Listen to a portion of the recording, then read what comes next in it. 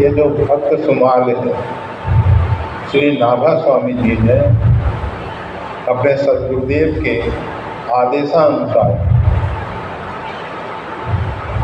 श्री नाभा स्वामी जी,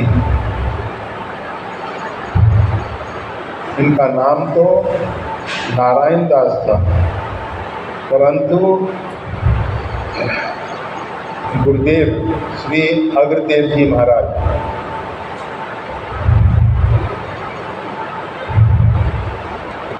ध्यान में बैठे हुए थे। वैसे इनका चरित्र तो बहुत विस्तार से है। अभी भक्तमाल गाथा सीरियल चल रहा है कर्णादास जी के द्वारा, आप सब यूट्यूब पे और निम्बार के चैनल इत्यादि पे देख सकते हैं। उसमें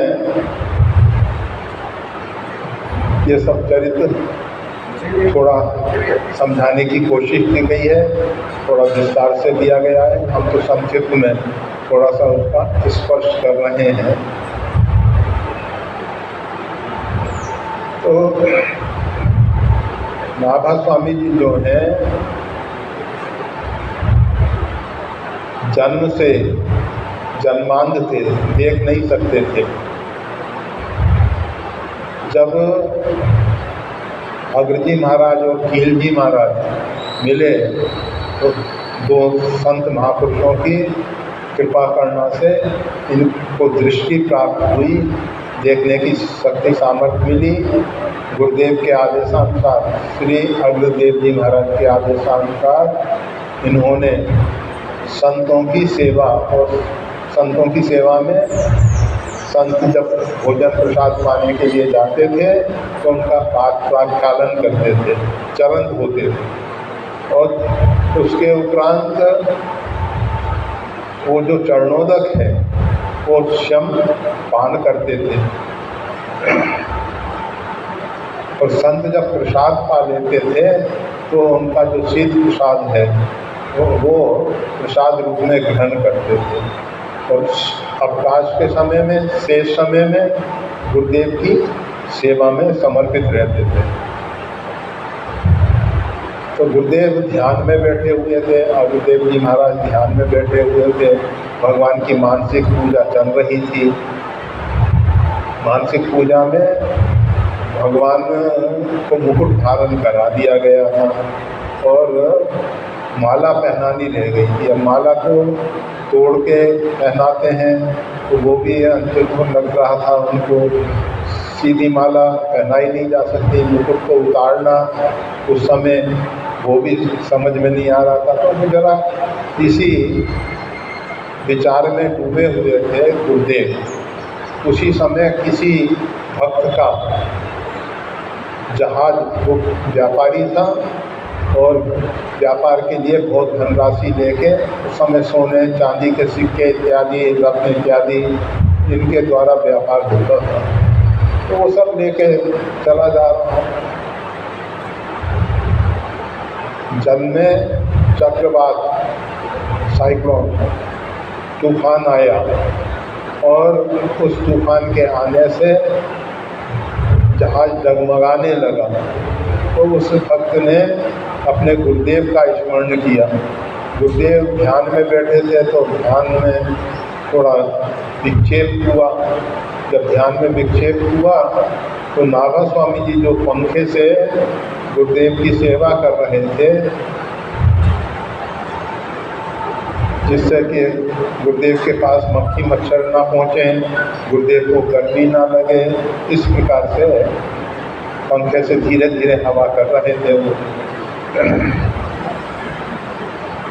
उनको मालूम पड़ा कि कोई भक्त इस प्रकार से गुरुदेव को पुकार रहा है, रक्षमाम रक्षमाम, रक्षा कीजिए रक्षा कीजिए। तो उन्होंने पंखे की हवा से ही उस जहाज की रक्षा कर दी और गुरुदेव से निवेदन किया कि गुरुदेव आप तो ध्यान कीजिए, जिस भक्त ने आपका स्मरण किया है, जिस उद्देश्य से स्मरण किया गया है वो उसका कार्य कर दिया गया। गुरुदेव ने नेत्र खोल के पूछा कि वत्स, ये सब क्या है, तुमको ये कैसे विदित हुआ? कि गुरुदेव, आपके आदेशानुसार जो संतों का चरणोदक और संतों का शीत प्रसाद पाया जाता है, उसके द्वारा मेरे को ये आपके अंतर की बात मालूम पड़ी। अग्रदेव जी ने उनको आदेश दिया कि भक्तों के चरित्र की रचना करो, भक्तों का चरित्र लिपिबद्ध करके समाज को दो, जिससे कि समाज भक्तों के विषय में जान सके। बाबा जी ने कहा कि प्रभु, मैं संतों के अंदर क्या चल रहा है, इस भाव को कैसे समझ सकता हूँ? संत अनेक अनेक प्रकार के भाव में डूबे रहते हैं। कोई ठाकुर जी की किसी प्रकार की लीला में डूबा हुआ है, कोई किसी प्रकार की लीला में डूबा हुआ है। भक्तमाल में वो एक कथा आती है कि एक भक्त रोज ठाकुर जी की सेवा पूजा करते थे और ठाकुर जी का ध्यान करते थे। ध्यान में उनको ठाकुर जी की लीलाओं का दर्शन होता था। नेत्र खोलने पर भी उनको ठाकुर जी की लीलाओं का प्रत्यक्ष दर्शन होता था। एक दिन अचानक ऐसा हुआ कि उनको ध्यान में ठाकुर जी का दर्शन होना बंद हो गया। बहुत दुखी हुए कि क्या कारण है, किस कारण से ऐसा हो गया है। गुरुदेव के पास गए, गुरुदेव से निवेदन किया कि प्रभु, मैं नित्य प्रति ठाकुर जी का ध्यान में दर्शन लाभ लेता था, परंतु आज मेरे को बहुत कोशिश करने पर भी ठाकुर जी का दर्शन नहीं हुआ। गुरुदेव ने कहा, तुमने किसी भक्त का अपराध किया। भगवान जो है निज अपराध रिसाई ना करो, अपने अपराध से कभी नाराज नहीं होते, परंतु जो अपराध भगत कर करई, राम रोष पावक सो जरई। जो साधु अवज्ञा तुरंत भवानी, कर कल्याण अखिल के हाय।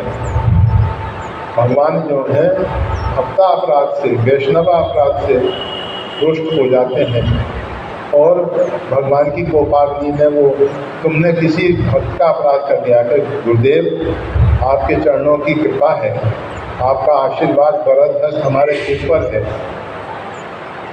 हम किसी भी भक्त का अपराध कैसे कर सकते हैं? कहा कि प्रभु, हमको तो ऐसा कुछ याद नहीं है कि हमने किसी भक्त का अपराध किया हो, फिर भी अनजान में हो गया हो। तो कहा कि एक समष्टि भंडारा करो और भंडारे में सब वैष्णव संतों को आमंत्रित करो। सब वैष्णव संत भक्त पधारे, भंडारा प्रारंभ हुआ। उन्होंने खड़े होके सबसे निवेदन किया गुरुदेव के आदेशानुसार, संत भगवान, मैंने जान में अनजान में अगर कोई भी भूल की हो, अपराध किया हो, तो आप कृपा करके मेरे को क्षमा कर दें। तो एक विकलांग संत थे, जिसको आज लोग दिव्यांग कहते हैं। तो विकलांग संत उठ के खड़े हुए कि हाँ, अब बहुत बड़े भक्त बन रहे हो। उस समय हमको देख के हंस रहे थे, हमारा उपहास कर रहे थे। उन्होंने कहा, भगवान प्रसाद पा लीजिए और फिर कुटी में पधारिए। प्रसाद पाने के बाद उनको अपने साथ कुटी में ले गए और कहा कि मैं किस दिन की बात आप कह रहे हैं, कब हंसा था, कैसा हंसा था, क्या था, पूरा विवरण सांगोपांग बताइए। उन्होंने बताया, उन्होंने दिन ऐसा ऐसा इस समय पे था। वो उस समय मैं भगवान की लीला देख रहा था, मैं भगवान की लीला देख रहा था। उसमें राधा रानी जो है फूल उतारने के लिए वृक्ष की शाखा को पकड़ना चाह रही थी, परंतु उनका शरीर का कद जो है उतना छोटा था, तो भगवान ने उठा के उनको ऊपर किया, और ऊपर करने के बाद राधा जी ने एक हाथ से शाखा पकड़ ली, एक हाथ से फूल उतारने शुरू किए, तो भगवान ने नीचे से छोड़ दिया उनको। अब वो राधा जी ऐसे लटक के रह गए। तो मेरे को हंसी आ गई थी उस दृश्य को देख के, और हो सकता है उस समय आप सामने से निकले हो तो आपको ऐसा लगा हो कि मैं आपको देख के हंस रहा हूँ, मैं आपको देख के नहीं हंस रहा। जब विकलांग संत को मालूम पड़ा कि ये तो इतनी उच्च कोटि के महापुरुष हैं, तो उनके हृदय में कि मैंने ऐसे संत के प्रति कैसा दुर्भाव ले आया, और उन्होंने उनके चरण पकड़ने चाहे, दोनों हृदय से मिले, और फिर दोनों के अंदर से ग्लानि दूर हुई। उसके बाद उनको ठाकुर जी की लीलाएँ फिर हृदय में फिर दिखाई देने लग गई। तो कहने का मतलब ये है, संत कब किस भाव में हैं हम नहीं समझ सकते हैं, हम नहीं जान सकते हैं, नहीं देख सकते हैं। नाभा जी ने गुरुदेव से निवेदन किया कि मैं संतों के भाव को नहीं जान सकता हूँ।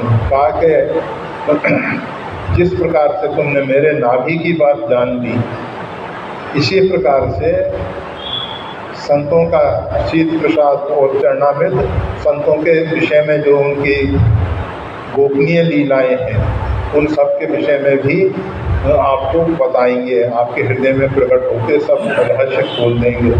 तो नाभा स्वामी जी ने भक्तमाल की रचना की है।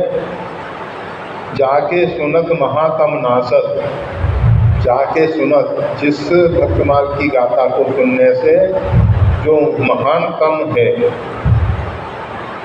महान अंधकार, तम यानी अंधकार, कौन सा? मोहन रूपी अंधकार, वो दूर हो जाता है, वो दूर हो जाता है। और इस महा अंधकार के कारण ही, इस महामोह के कारण ही हम अपने हृदय परमात्मा को नहीं देख पा रहे हैं। और झलकत राधानंद लाल, और हृदय में राधा जी, श्री राधा जी आदिशक्ति भगवती जगदम्बा और नंदलाल परिपूर्णतम ब्रह्म का साक्षात्कार होता है। तो इस प्रकार से भक्तमाल की महिमा कही गई है। भक्तमाल का चरित्र नित्य प्रति जितना हो सके उतना श्रवण करना चाहिए, पाठ करना चाहिए, और अगर संभव हो समय तो आप टीवी देखने में बहुत निकालते ही हो, तो अच्छा है कि उसमें उस काल में भक्तमाल गाथा जो अभी चल रहा है, अच्छा है, उसको देखा जा सकता है, देखना चाहिए। जय श्री राम।